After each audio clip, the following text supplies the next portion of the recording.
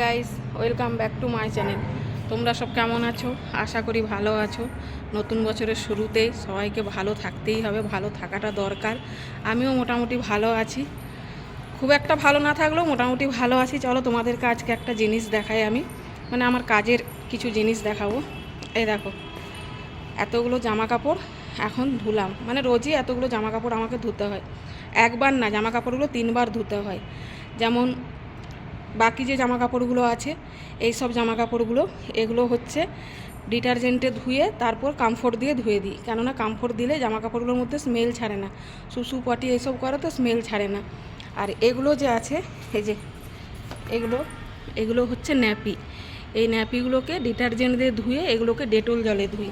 সুসু করে পটি করে তো ডেটল জলে ধুলে এগুলোতে কোনো ইনফেকশন হয় না, তো এগুলোতে ডেটল জলে ধুই। তো যে জামা কাপড়গুলোকে পুরো আমাকে 3বার ধুতে হয়, একবার ডিটারজেন্ট দিয়ে, একবার কমফোর্ট দিয়ে, একবার ডেটল দিয়ে।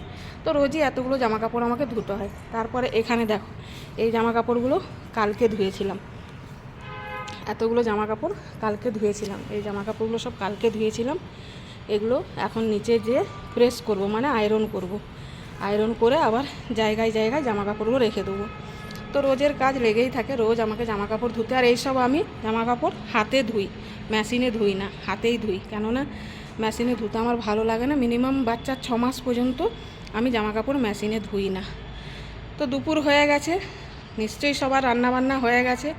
তো চলো দুপুরের খাওয়া দাওয়া সবাই করে নাও, আমি আমার কাজে লেগে পড়ি। তো সবাইকে জানাই শুভ দুপুর, গুড আফটারনুন, টাটা।